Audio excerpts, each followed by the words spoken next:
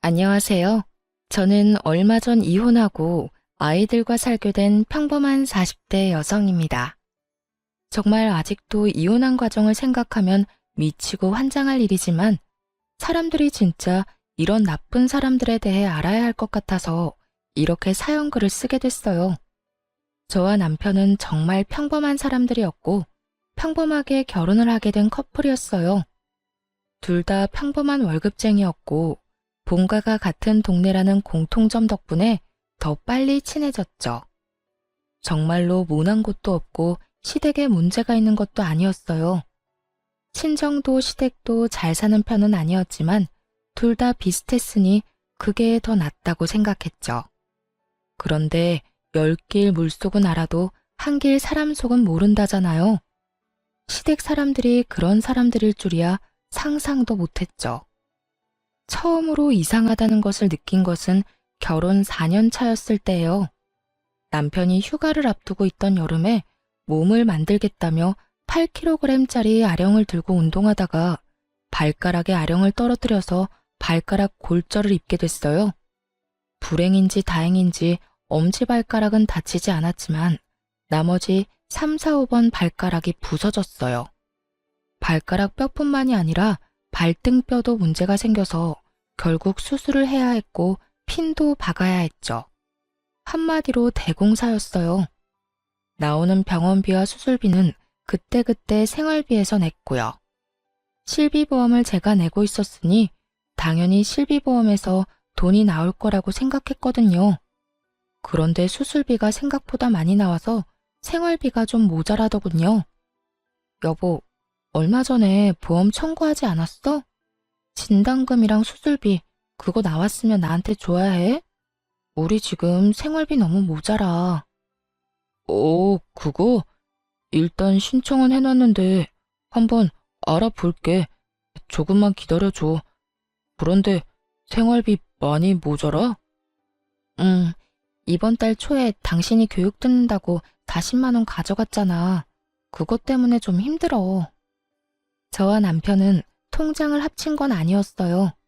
결혼하면서 오랫동안 몰던 중고차를 팔고 새로운 차를 사느라 대출을 받았고 집을 구매하면서 또 대출을 받았죠.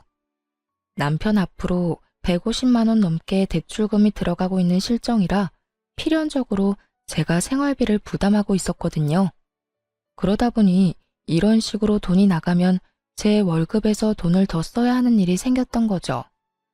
그날의 대화는 대수롭지 않게 넘어갔어요. 그런데 수술한 지 2주가 넘어가는데도 보험금이 나오지 않더군요. 퇴원 시에는 입원비 관련한 보험금이 나와야 하는데 말이죠. 답답한 마음에 남편에게 먼저 말을 꺼냈어요. 혹시 보험 어떻게 됐어? 혹시 결격 사유라도 있었던 거야? 그런 건 아니고, 그런데 병원비 많이 나왔어? 우리가 모아놓은 돈에서 좀 뺏어 쓰면 안 될까? 그 돈으로 써도 상관은 없는데 그래도 보험이 왜 안 나오는지는 알아야 할 거 아니야. 당신 보험이 생활비에서 나가는데 도움이 안 될 것 같으면 없애는 게 맞고 더 좋은 데로 갈아타면 되니까. 그렇게 말하면서 남편을 봤는데 남편은 곤란한 얼굴을 하고 있더라고요. 거기에서 뭔가 있는 것 같다는 생각이 들었어요. 남편이 원래 손해보는 걸 싫어했거든요. 계산을 꼼꼼하게 잘하고 관리도 잘하는 사람인데 보험 하나 가지고 저런 곤란한 얼굴을 하는 건 중간에 문제가 있다는 이야기잖아요. 그래서 남편을 추궁했어요. 보험 약관 한번 보여줘. 문제가 뭔지 내가 찾을 테니까. 여보, 그냥 이번 한 번만 넘어가면 안 될까? 나도 말하기 좀 그래서 그래. 도대체 뭐 때문에 이렇게 당신이 저자세로 나와? 다음에도 이런 일 없으리란 보장 없잖아. 그러면 그때마다 생활비 뭉텅이로 날아가는 거고. 그럼 보험은 왜 넣어? 빨리 보여줘. 남편이 아무것도 안 하고 지켜만 보길래 저는 답답한 마음에 중요한 서류를 넣어두는 서랍부터 열어댔어요. 그리고 제가 원하던 서류를 찾았죠. 그런데 남편 실비의 피보험자가 남편이고 계약자, 즉 계약을 체결한 사람이 심으로 되어 있더군요. 게다가 수익자도 시모였어요. 저는 설마 하는 마음으로 남편을 쳐다봤어요. 남편이 고개를 푹 숙이더군요. 설마 어머님이 청구 금액 다 가져간 거야? 당신 이거 처음부터 알고 있었어? 그거 나 사회생활 시작할 때 엄마가 아는 사람 통해서 받아준 거거든. 그래서 결혼 전까지 엄마가 돈 내주고 있어서 일단 엄마가 계약한 거기도 하고 나도 별 생각 없었지. 남편 말에 제가 답답한 듯 남편에게 따졌어요. 결혼 전이야. 어머님이 돈 내셨다 하니 보험금 나온 걸 드린다는 게 잘못됐다거나 나쁘다고는 생각 안 해. 그렇지만 결혼 후에도 어머님이 그걸 가져가신다는 걸 알았으면 이 보험을 어떻게 고칠 생각을 해야지. 돈은 우리 생활비에서 나가는데 혜택을 우리가 못 받는 건 문제가 있는 거잖아. 그렇긴 한데 엄마한테 이야기하는 것도 좀 그렇고 이번만 그냥 넘어가면 다음에는 이야기 한번 해볼 테니까. 분란을 피하고 싶은 건지 남편은 계속 다음에 하자고 미루더군요. 저는 그럴 생각이 없었어요. 수술비에 입원비까지 보험에서 다 나올 거라 생각하고 편하게 돈을 써댔는데 그 여파로 지금 당장 생활비가 모자라게 생겼으니까요. 어머님한테 가서 이야기하자. 이건 나중에 해야 할 일이 아니라고. 나중에 또 문제 생기면 어떡할 거야? 여보, 그러지 말고. 말리는 남편을 이끌고 시댁으로 갔어요.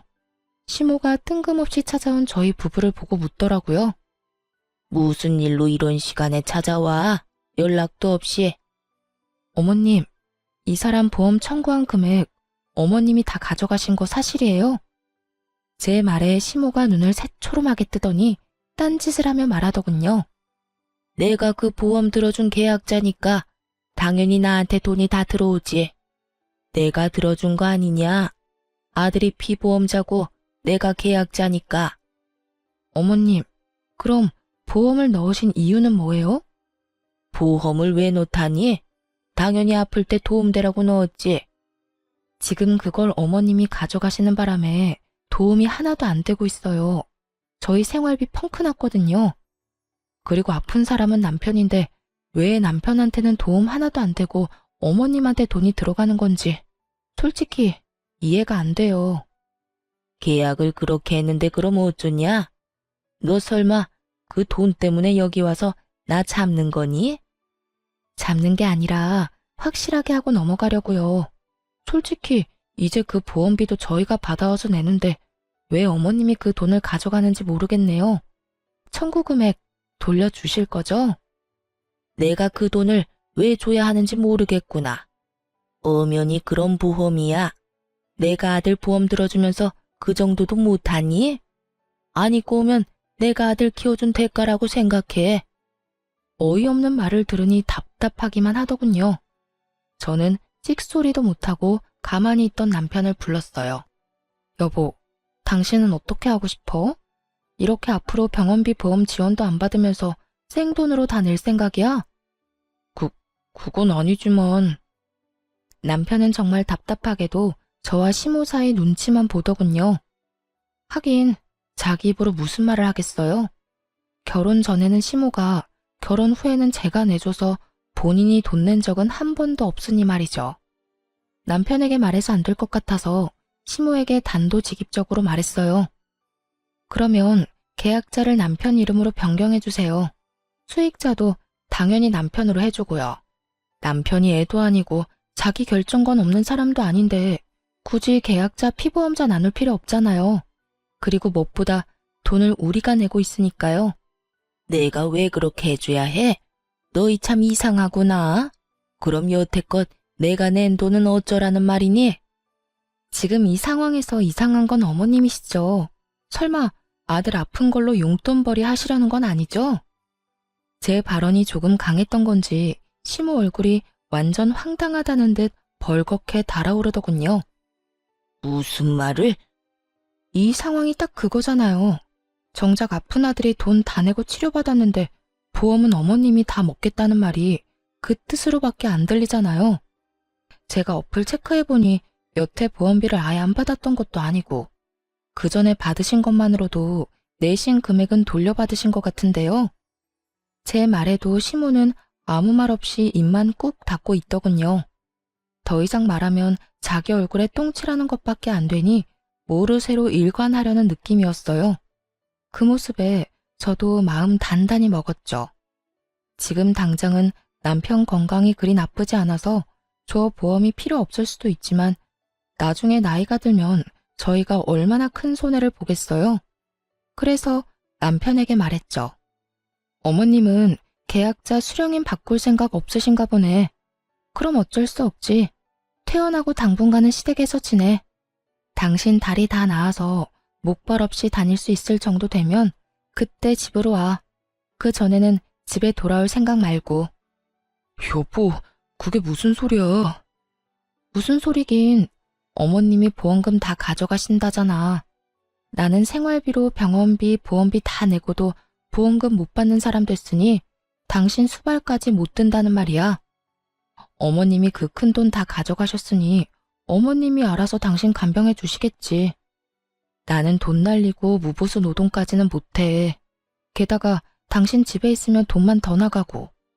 어머님이 받아가신 돈만큼 여기서 신세지다가 와. 어머님도 고생하세요. 이 사람 아직 해야 할 거 많아서 도와주셔야 할 거예요. 그렇게 말하며 제가 주섬주섬 제 물건을 챙기자 시모의 꾹 닫힌 입이 다급히 열리더군요. 너 그게 무슨 소리야? 내가 왜 아들 병간호를 해? 제 말 못 들으셨어요? 어머님이 받아가신 돈만큼 고생하시라는 말이에요. 계약자 변경 안 해주신다니 어쩔 수 없죠. 앞으로 남편 아프면 시댁으로 보내드릴게요. 안 아프면 좋지만 나이 들수록 아플 일만 남은 거 아시죠? 여보, 진짜 나 놔두고 가는 거야? 잠깐만. 이건 당신 책임도 있는 거 알지? 미리 이야기하고 어떻게든 했어야 하는 건 당신이지. 알아서 어머님 설득시켜서 돌려놓거나 아예 안 먹힐 것 같으면 보험 해지해. 나는 그 돈 계속 내줄 생각 없으니까 잘 해결하고 와. 그렇게 이야기하고 나와버렸죠. 솔직히 진짜 화났거든요. 그런 이야기를 저한테는 해야 하는 거 아닌가요? 그래도 안 보이니 속은 좀 편하더라고요. 남편이 오른쪽 발을 다치는 바람에 아침에 누가 운전해주지 않으면 직장에도 못 가고 병원도 못 가는 상황이었거든요. 생활비는 제가 가지고 있으니 택시는 못 탈 거고 매일 아침 저녁으로 시모가 남편 직장 병원까지 왔다 갔다 해야 할 판이었죠. 그리고 저는 남편이 시댁에 가 있는 동안 돈 한 푼 안 줬거든요. 돈 받아간 사람은 따로 있는데 제가 돈을 줄 이유가 없잖아요. 그렇게 일주일을 버티더니 결국 시모가 남편을 돌려보냈더군요. 변경된 보험 계약과 함께 말이죠. 저는 원하는 걸 얻었고 남편도 자기 보험 자기가 찾아왔죠. 그런데 남편 얼굴이 생각보다 개운한 얼굴은 아니더군요. 왜 그런 표정이야? 이제 당신 아파도 걱정할 거 없는데. 그렇지. 그냥 엄마한테 좀 미안해서 그렇지. 미안하게 생각하지 마. 그게 이상했던 거고 지금 이게 정상인 거야. 다 큰 자식 아픈 걸로 돈 버는 건 좀 아니지. 비용도 우리가 다 내는데. 그리고 어머님도 분명히 이해할 때가 올 거야. 그렇게 이야기했더니 남편이 고개를 끄덕이더군요. 아픈 자식에게 더 해주고 싶으면 더 해주고 싶지. 자식한테 가야 할 것까지 모조리 뺏어오겠다는 생각을 하는 부모가 어디 있겠어요? 사실 저희 어머니가 시모와 같은 동네 살아서 오가며 인사도 하고 아는 사람도 많았던지라 걱정이 됐는데 다른 사람에게 이야기해봐야 자기만 손해라는 걸 아는지 아무 말도 안 했더라고요. 그렇지만 이 일로 시댁과 저는 거리가 생겨버렸잖아요. 그래도 미래에 더 큰 병으로 이런 일 생겼으면 더 돌이킬 수 없었을 거라는 생각을 하면 차라리 지금 좀 척치는 게 나을 수도 있다고 생각했어요. 하지만 그 일로 인해 제 마음속에 시모에 대한 이미지는 완전히 박살이 나버렸죠. 그렇게 교양 있어 보이고 사람 좋아 보이던 시모가 돈이라면 환장을 하는 사람처럼 보이기 시작했거든요. 그래도 그 이후로 저희한테 돈을 요구한다거나 하지는 않았어요. 그런데 사건은 의외의 곳에서 터지는 법이더라고요. 저와 남편은 결혼하면서 신혼집을 마련할 때 남편 4천, 저 2천, 친정에서 3천, 나머지는 대출로 집을 샀거든요. 대출을 남편이 갚기로 하면서 명의는 남편 앞으로 하기로 했어요. 솔직히 우리 돈이 들어가기는 하지만 저희 돈은 리모델링비랑 혼수로 거의 다 쓰게 됐으니까요. 그리고 결혼 후 새로 사야만 했던 새 차의 할부금도 남편이 갚고 있는 중이었거든요. 그래서 제가 10년째 생활비를 충당 중이었어요. 여보, 미안한데 40만 원만 생활비에서 가져갈 수 있을까?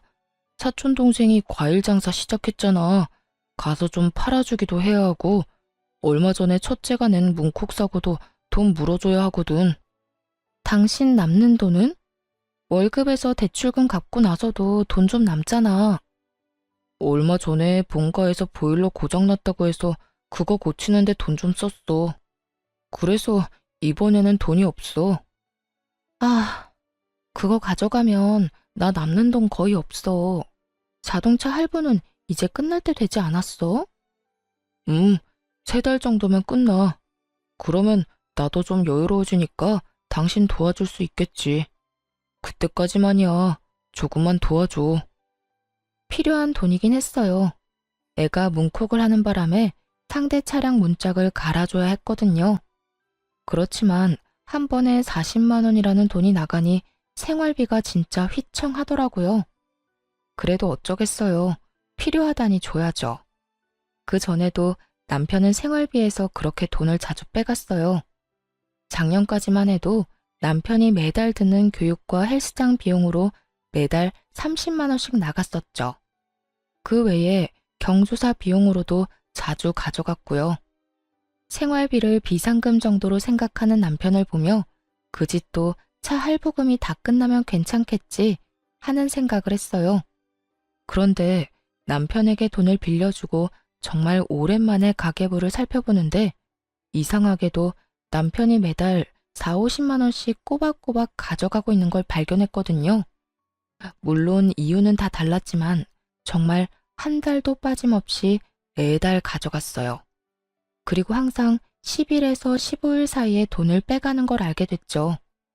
이상하잖아요. 그래서 남편이 오래전에 만든 체크카드에 통장을 들고 통장 정리를 시작했어요. 하나둘씩 찍혀 나오는 내역을 보면서 저는 점점 입을 다물지 못하게 됐어요. 그 체크카드는 남편이 빚 갚는 용으로 사용하는 카드였는데 제게 빌린 돈이 그 카드로 들어가면 모조리 아파트 대출금으로 들어가더라고요. 게다가 아파트 대출금도 제가 생각했던 것보다 금액이 적었고 차 대출금은 이미 끝나 있더라고요. 순간 부들부들 떨리더라고요.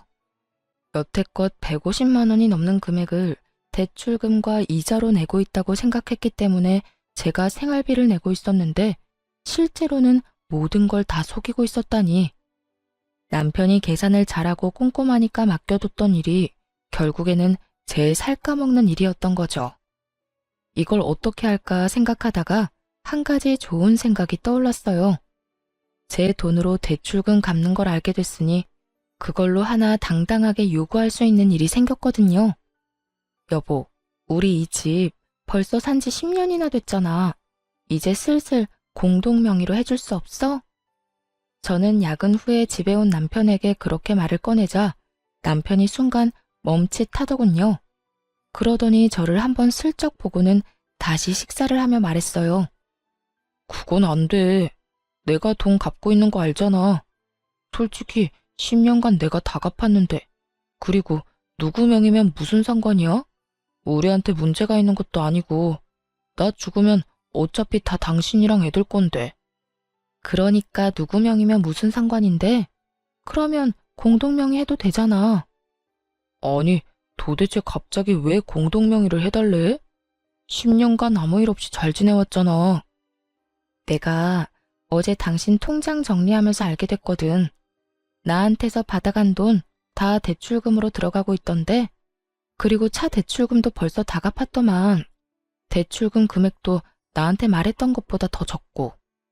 제가 그렇게 말하자 남편이 인상을 팍 쓰더군요. 그걸 당신이 왜 봐? 그거 사생활 침해야. 그럼 난 그거 모르고 내내 당신한테 뒤통수 쳐맞고 있어야 됐어? 당신 진짜 어이없다. 내 돈으로 생활비하고 대출금까지 갚았으면 당연히 내가 원하는 것 정도는 해줘야 하는 거 아니야? 왜 나만 죽어라 돈 대고 있는데? 그럼 이참에 말해봐. 나한테 가져간 돈이랑 당신이 원래보다 부풀린 대출금 다 어디로 가져가는 건데? 제가 그렇게 이야기하자 남편도 아무 말 못하더군요. 솔직히 공동명의를 안 해주는 이유를 모르겠더라고요. 내가 그거 다 봐주겠다고. 그러니까 공동명의 하나 해달라는 건데 그게 그렇게 힘들어? 막말로 내가 내 월급으로 내 용돈 썼어? 내 월급으로 생활비 하느라 모아놓은 돈도 많이 없는데 너는 나 몰래 뒷주머니 차고 있었잖아. 이 집에 기여하는 돈으로만 본다면 제가 남편보다 돈을 더 많이 내고 있었는데 말이죠. 남편의 저런 모습을 보니 저도 부글거렸어요. 그래도 해주겠다는 말은 절대로 안 하는 남편을 보며 저도 마음을 굳게 먹고 말했죠. 그래, 당신 맘대로 해. 대신 당신은 생활비 쓰지 마. 집에 있는 전기, 난방도 쓰지 말고 그것도 내 생활비로 내잖아. 아, 제발 좀 이런 식으로 유치하게 굴지 마. 먼저 치사하게 군 게 누군데? 너 하는 행동이 괘씸해서라도 나 너 용서 못해. 당분간 당신한테는 절대로 생활비 안 줄 거니까 알아서 해. 그 뒤로 정말 남편에게 1원 한 푼 안 줬어요. 난방이랑 전기도 못하게 막아버렸고 냉장고에 음식도 못 먹도록 아이들 음식도 단품 요리로 만들어서 바로 먹어버렸어요. 밥도 딱 애들이랑 저 먹을 만큼만 만들어서 먹고요. 식재료만으로는 만들어 먹을 수 없으니 남편은 며칠간 라면만 먹더군요. 그렇게 치사하고 깐깐하게 구니 한 3개월이 지나자 남편이 저에게 항복의 메시지를 보냈어요. 미안해. 내가 사과할게. 그러니까 이제 제발 그만해. 시켜 먹는 것도 하루 이틀이고 아침 거르는 것도 익숙하지 않은 사람에게는 더 힘든 법이거든요. 결국 그걸 견디지 못한 남편이 저에게 먼저 사과를 하게 된 거죠. 미안하면 공동명의나 해줘. 솔직히 나도 이렇게 치사하게 굴기 싫거든. 근데 여태껏 들어간 내 돈이 아까워서라도 그러면 안 되는 거잖아. 그리고 결혼할 때 언젠가는 공동명의 해준다고 했잖아. 그 말 지금 지킨다고 생각해. 10년간 나한테 돈 부풀리고 가져갔으면 이 정도 요구가 그렇게 큰 건 아니잖아. 그치? 제 말에 남편이 한숨을 푹 쉬더니 그러더군요. 알았어. 공동명의 해줄게. 저는 기분이 너무 좋았어요. 그렇지만 너무 티내지 않으려고 노력했죠. 사실 결혼 초에는 공동명의는 해도 안 해도 그만이라는 생각을 하고 있었는데 결혼 10년 차 되니 제 재산을 가지고 싶다는 생각이 들었거든요. 게다가 제가 돈을 안 버는 것도 아니고 그걸로 집에 생활비로 다 쓰는데 제 앞으로 된 재산이 아무것도 없다는 것도 좀 싫었고요. 그래서 남편이 공동명의 해줄 날만 기다리고 있었죠. 그런데 그 다음날 시모가 저희 집에 찾아왔더군요. 너 이게 도대체 뭐 하는 짓이니? 네가 뭔데 공동명의를 요구해? 네가 한 게 뭐가 있는데 내 자식 재산을 넘봐? 어이가 없었어요. 다짜고짜 와서 저한테 이런 막말을 하다니. 남편은 그런 시모를 말리려 애쓰더라고요. 놔봐. 넌 바보 등신이야? 어떻게 된 게 네 손 안에 들어온 것도 못 지켜서 이 난리야? 시모의 그 말에 저도 빈정이 확 상해버렸어요. 솔직히 왜 제가 저런 소리를 들어야 하는지 모르겠더라고요. 그래서 저도 시모에게 이야기했죠. 어머님, 남편이 그간 저한테 가져간 돈이 얼만지 아세요? 그리고 남편이 그간 대출금 부풀려서 이야기해서 생활비 지원조차 안 하고 뒷주머니 찬 게 얼만지는 알고 그런 말씀 하시는 거예요? 그게 무슨 소리야? 집값 낸 사람이 집주인이지. 그러니까요. 그 집 대출금도 제 돈 가져가서 냈던데 그것도 모르고 지금 여기 와서 저한테 이러시는 거예요? 뭐? 그게 무슨 소리야? 시모가 처음 듣는 내용인 듯 남편을 쳐다보더군요. 남편이 한숨을 푹 쉬고는 시모에게 말했어요. 제가 와이프 생활비로 대출금을 좀 냈어요. 얼마를? 한 달에 4, 50만 원 정도요. 올랑. 화내려는 시모 앞에 제가 한마디 더 붙였어요. 매달요. 10년간. 그래도 그렇지. 4, 50만 원은 내줘도 되지. 제가 생활비로 150, 200 정도 이미 내는데도요. 생활비도 네가 내냐? 넌 생활비 안 줘? 네. 남편 말에 시모가 눈을 질끈 감더군요.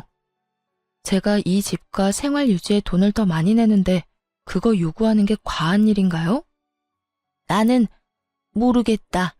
니들이 알아서 해라. 시모는 무슨 말이 하고 싶어서 왔는지는 모르겠지만 그 말만 남기고 후다닥 사라졌어요. 분명히 아들 편을 들며 저를 혼내주고 싶었던 모양인데 어쩌겠어요. 사실로 따지면 제가 그 집을 가져도 모자란 것을. 그리고 솔직히 애초에 리모델링 비용까지 하면 오로지 남편 거라고 하는 것도 웃기잖아요. 그렇게 남편은 조만간 공동명의 해주겠다고 약속까지 했어요. 기분이 좋았지만 그 기분도 금방 가라앉았어요. 남편 때문이 아니라 친정사정 때문에요. 저희 친정어머니가 지병으로 몇 년을 앓고 계셨는데 당장 수술이 필요한 상황이었거든요. 게다가 저는 생활비 쓰느라 돈 모아놓은 것도 많지 않았고요. 남편과 함께 모아둔 돈은 더 큰 집으로 가거나 애들 교육에 쓸 목적으로 모은 거였거든요. 제가 남편에게 슬쩍 물었죠. 여보, 우리 모으고 있는 돈 좀 빌려줄 수 있어? 우리 엄마 이제 곧 이식 수술인데 수술비가 너무 많이 들어서. 장모님 이식 수술 잡혔어? 그런데 어쩌지? 그 돈 지금 빼면 더 손해야. 이때껏 모아놓은 돈은 다 더 부풀리려고 각종 펀드랑 주식에 넣어놨잖아. 지금 팔면 원금도 보전 못해. 남편이 난색을 표하며 안 된다고 하더군요. 그거 말고 지금 모으고 있는 돈들은 그냥 적금만 깨면 되니까 괜찮잖아. 그래도 그건 우리 집에 문제 생기면 사용할 비상금이잖아. 그걸 장모님 수술비로 주는 건 좀... 처남은? 처남은 돈 없대? 걔 이제 막 결혼했는데 무슨 돈이 있겠어? 그러지 말고 좀 빌려줘. 엄마 수술하고 나면 조금이라도 갚아줄 테니까. 안 된다니까 왜 이래? 그 돈은 안 쓸 거야. 단호한 남편 답변에 속이 확 상했어요. 설마 제가 공동명의를 해달라고 했다고 그걸 이런 식으로 갚나 싶은 생각까지 들 정도였죠. 그럼 공동명의나 빨리 해줘. 꽥 소리 지르고 그날 대화는 그렇게 종료됐어요. 장모님이 아프다는데 괜찮냐는 말은 한마디도 없고 돈은 절대 못 빌려준다는 남편놈에게 우라가 치밀었어요. 그 다음날 남편이 야근하는 동안 저는 칼퇴근하고 집에 와서 남동생을 불렀어요. 누나, 엄마 수술비 어떡할 거야? 엄마 보험은 없나? 보험 있긴 한데 기대하기는 좀 어려워. 특약도 많이 없었고 그냥 기본이라. 낸 만큼 다 못 돌려받을 가능성이 높지. 너희 매형도 진짜 너무하지 않니? 어떻게 장모님 아프다는데 돈 절대로 못 빌려준다고 그렇게 선을 긋고. 너무 그렇게 생각하지 마. 매형도 생각이 다 있겠지. 일단은 대출이라도 해봐야지 뭐. 그렇다고 엄마 저대로 수술도 못하게 둘 수 없잖아. 아버지 돌아가시고 우리 두 남매 키우느라 고생하셨잖아. 호강도 못 시켜드렸는데. 동생을 집으로 부른 건 반찬을 싸서 주기 위해서였어요. 올케가 입덧이 심했는데 저번에 저희 집에서 먹었던 음식이 너무 먹고 싶다고 해서 저희 집 반찬하면서 겸사겸사 양을 더 많이 해서 만들었거든요. 그래서 동생을 불렀는데 엄마 수술 이야기 때문에 커피 한잔하며 이야기하다가 시간이 좀 늦어졌죠. 남편은 아직 들어오지 않고 있어서 이만 동생을 보낼 생각이었어요. 반찬 양이 많아서 동생 배웅도 할 겸 지하 주차장으로 같이 내려갔어요. 엘리베이터 타고 내려서 동생 차에 반찬이랑 애기용 물품을 싣고 있는데 뒤에서 익숙한 목소리가 들리더군요. 그러니까 미친 거지. 왜 내가 모아둔 돈을 처가에 갖다 붓냐? 와이프가 정신이 나간 거지. 얼마 전에는 돈독이 올랐는지 집도 공동명의 하라고 해서 난리도 아니었잖아. 아무리 봐도 남편 목소리였어요. 순간 벙쪄서 아무 말도 못하고 듣기만 하는데 가관도 아니었어요. 내가 나서려니 동생이 갑자기 조용하라는 제스처를 하며 폰을 꺼내 허둥지둥 녹음 버튼을 누르더라고요. 공동명의 해줬냐고? 내가 왜? 나 그거 해줄 생각 없어. 그냥 말만 그렇게 해놓은 거야.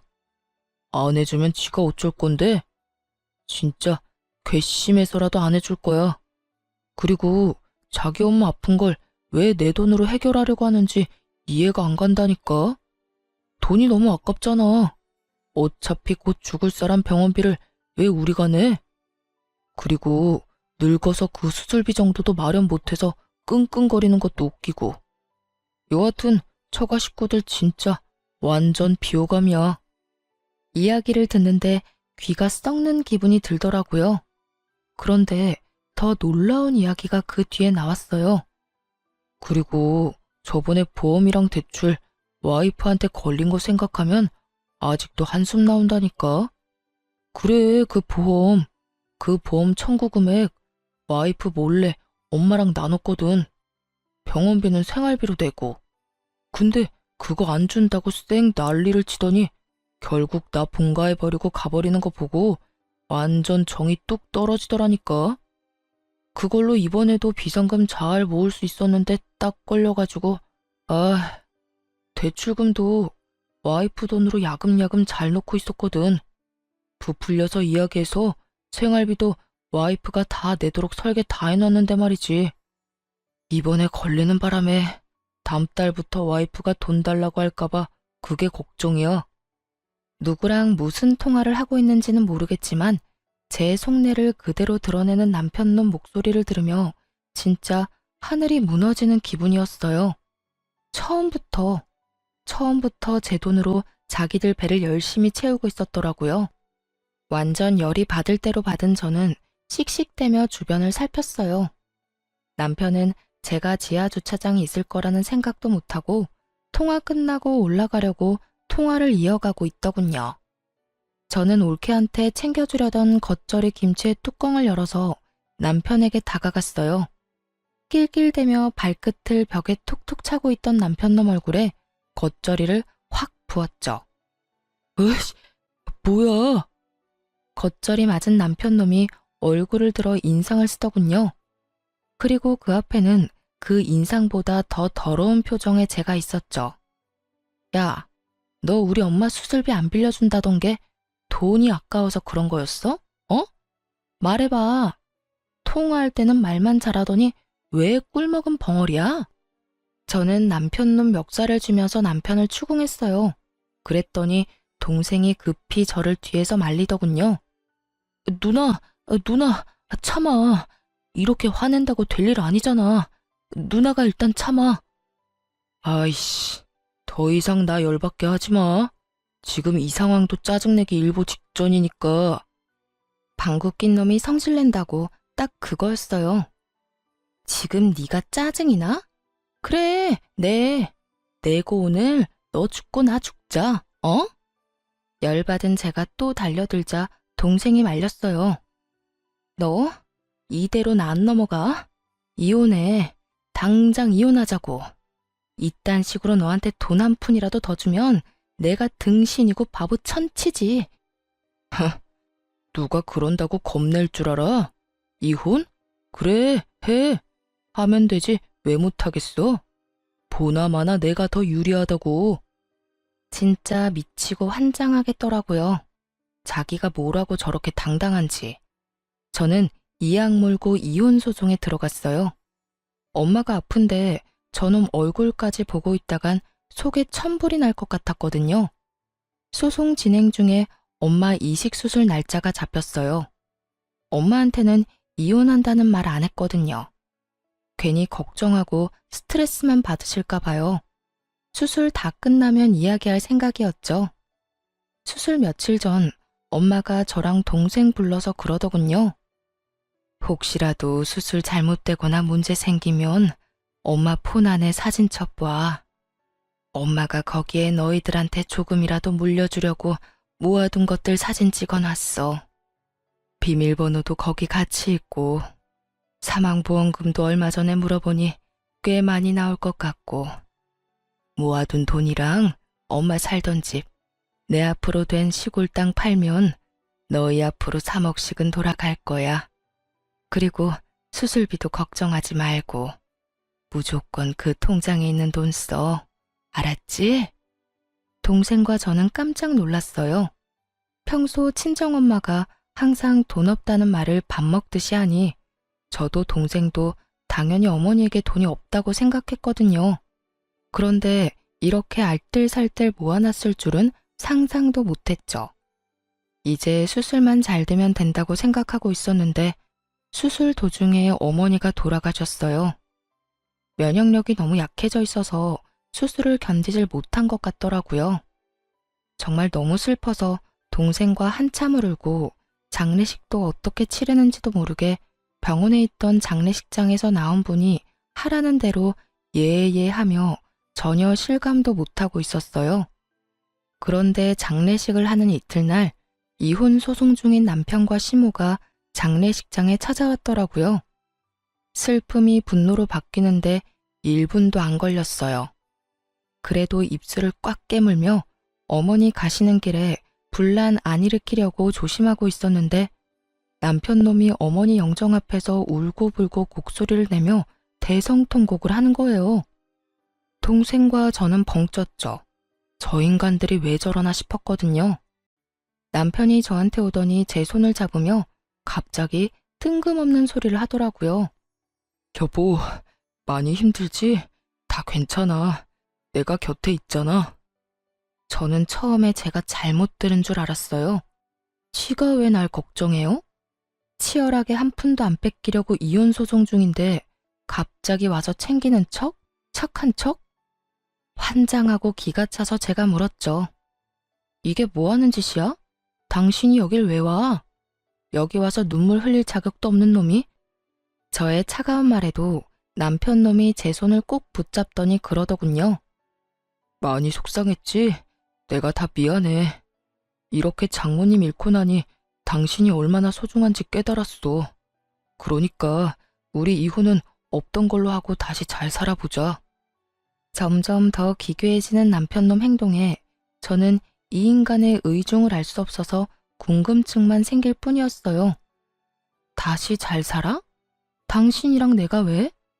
나한테 한 푼도 주기 싫어서 이혼 소송도 그렇게 지랄맞게 하고 있으면서? 그래, 당신 입장에서는 그렇게 생각할 수 있지. 하지만 다 당신을 위해서였어.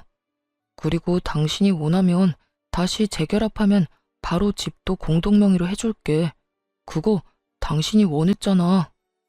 남편 놈 말에 미치고 팔짝 뛰겠더라고요. 갑자기 재결합 이야기를 왜 하냐고요? 근데 그 의문을 해결해 줄 사람이 금방 다가오더라고요. 시모와 어머니의 친구분이셨어요. 어머니 친구분은 보험 설계사로 일했었고 지금은 일을 그만두셨는데 이분이 저희 어머니와 시모 두 사람을 다 알고 있었거든요. 아휴, 그래. 저번에 사망보험금 얼마 나오는지 알려달라고 전화했을 때도 너희 이혼 전혀 모르고 있었어. 그리고 네 시어머니도 둘이 진짜로 헤어질 생각 없어서 네 어머니한테 말 안 한 거라고 하던데 둘이 잘 돼서 어머니 모시면 얼마나 좋아하겠어. 그 보험 설계사의 말을 들으니 이제 알겠더라고요. 이 인간들이 뭘 원했는지요. 엄마가 사망보험금 알아보러 전화한 후에 시모랑 보험 설계사가 통화한 게 틀림없어 보였어요. 보험 설계사가 엄마 재산에 대해 이야기했겠죠. 그러니 돈 때문에 지금 저한테 다시 재결합하자는 이야기였죠. 그리고 지금 이혼 소송이 남편에게 유리한 쪽으로 흘러가지는 않고 있었거든요. 남편은 제가 집값을 내지 않아서 재산 분할을 해줄 수 없다는 상황인데 제가 남편 계좌로 보내준 돈과 생활비에 쓴 돈까지 제가 쓴 금액이 더 많아서 남편 원하는 비율로 안 되고 있었거든요. 자기가 좋은 조건으로 승수할 수 없을 것 같으니 저를 회유하려는 것처럼 보였어요. 게다가 유산으로 돈이 많이 나온다니 그것도 노렸을 테고요. 제가 몰랐으면 몰랐지 남편과 시모의 행동과 생각을 모두 알고 있는데 이런 개수작을 부리다니.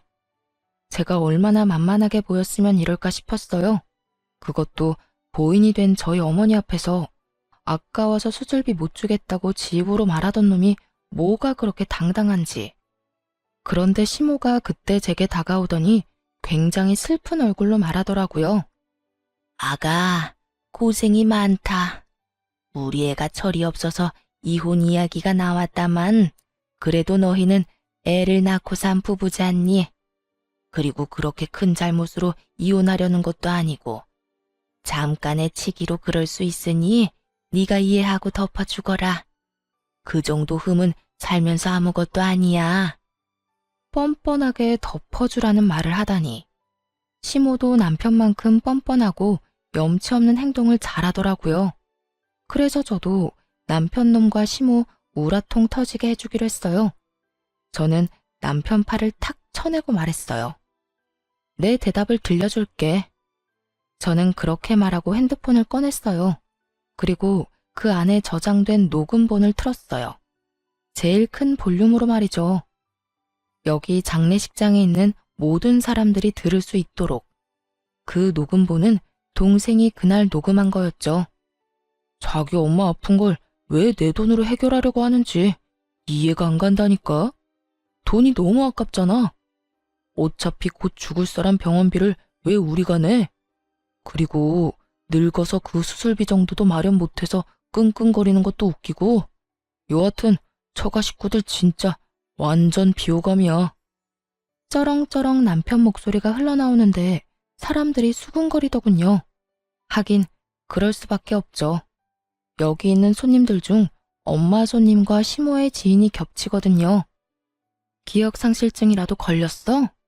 네가 네 입으로 우리 엄마 수술비 안 준다고 했잖아. 그것도 돈 아깝다는 이유로. 그리고 그 돈이 온전히 네 돈이었어? 우리 둘이 같이 모은 돈이었지. 이게 내 대답이다. 알아듣겠어, 정신 나간 놈아? 이제 와서 재결합? 웃기고 있네. 왜? 엄마 죽고 나니까 이제 돈 나갈 거 없어 보이니 나하고 재결합할 생각이었어? 근데 어쩌냐? 너 같은 인성의 남자랑 결혼한 게 내 인생 최악의 선택인데. 두 번 다시 몇 억을 너랑 같이 준다 해도 너랑 재결합은 없어. 제 말이 끝남과 동시에 장례식장이 웅성거리기 시작했어요. 설마 진짜로 저랬단 말이야? 저게 사위가 아니라 웬수지. 아이고, 저거 모르고 간 고인이 다행인 건지 불행인 건지. 세상에, 겉으로는 며느리가 잘못해서 이혼한다더니 그게 아니라 자기 아들한테 문제가 있었네. 아무리 그래도 처갓집을 저렇게 홀대할 수가 있어? 뒤에 이야기가 더 흘러나올수록 사람들의 이야기 소리는 더 커졌고 시모와 남편은 얼굴이 새빨개져서는 저를 찌를 듯이 노려보더군요. 제가 겁이라도 낼 줄 알았나 봐요. 제가 도리어 더 눈을 똑바로 뜨고 째려보는데 동생이 그 사이에 끼어들어왔어요. 형님, 여기서 형님 반기는 사람 아무도 없어요. 저희 가족들도 누나도 그리고 저희 어머니도요. 그러니까 알아서 좀 빠져주세요. 저렇게 조롱해놓고 저희 어머니 장례식에 오는 건 저희를 무시하는 건가요? 아니면 저희 어머니를 무시하는 건가요? 설마 자기 입으로 저렇게 다 말해놓고 아니라는 말 하실 건 아니죠? 남동생의 그 말에 남편이 주변의 눈치를 살살 보더니 결국 시모를 두고 자기 몸만 빠져 도망치듯 나가버렸어요. 속이 시원하더라고요. 여기 사람들 중에 시모와 남편 아는 사람들이 많았거든요. 지금껏 시모와 남편을 착한 사람이라고 잘못 알고 있다는 것만으로도 완전히 열받았는데 그 사람들에게 다 알려줄 수 있었으니까 다행이라 생각했어요. 결국 남편과 저는 이혼을 했어요. 재산 분할도 저한테 유리하도록 됐죠. 저는 어머니 유산과 재산 분할로 받은 돈 보태서 시모집 근처 좋은 평수로 이사를 갔어요. 그리고 자주 마트에서 시모와 전 남편을 마주쳤거든요. 그전에는 그렇게 기고만장해서 코가 하늘을 찌르더니 지금은 저를 봐도 모른 척하기 바쁘더군요. 왜냐고요? 마트 갈 때마다 아는 사람들이 그런 이야기를 해주거든요. 아유, 고생 많았어. 어떻게 그렇게 되먹지도 못한 인간을 만나서. 그래도 일찍 이혼한 게 다행이지. 그런 놈이랑 같이 살아봐야 저승가에는 어머니 속만 문드러질 테니까. 그렇게 시모와 전 남편이 있는 곳에서 저를 다독이며 자주 말해줬거든요.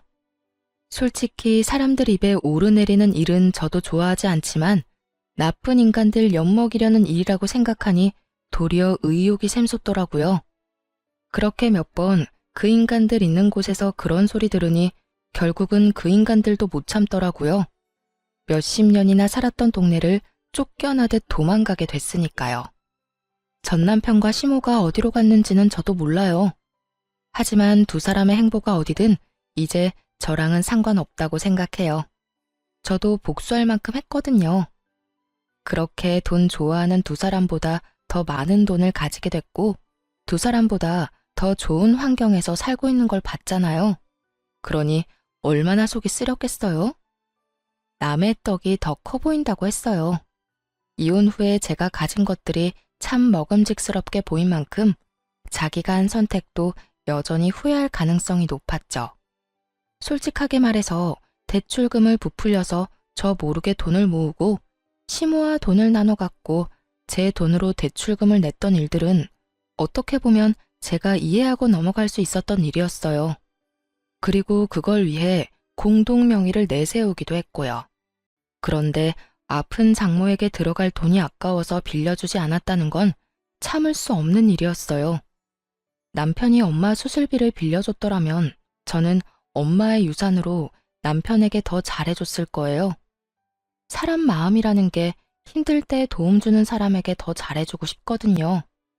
하물며 가족이 걸린 일인데 제가 얼마나 극진히 남편을 대했겠어요?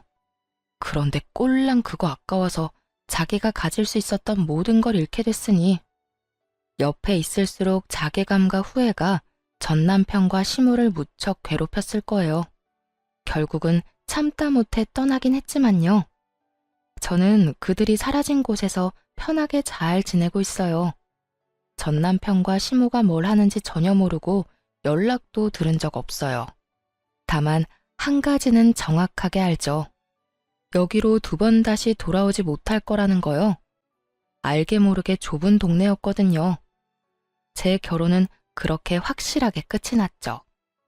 여러분, 들어보니 어떠세요? 정말 세상에 이상한 사람 많죠? 겉으로만 봐서는 모른다니까요. 저도 남편이 저런 놈인지 나중에 알게 됐으니까요. 저도 그 일 경험 삼아 사람 보는 눈을 더 기르려 노력 중이에요. 오늘 사연은 저런 인간들도 있다는 걸 알려드리고 싶어서 쓴 거예요. 제 사연 재미있게 읽어주셨다면 감사합니다.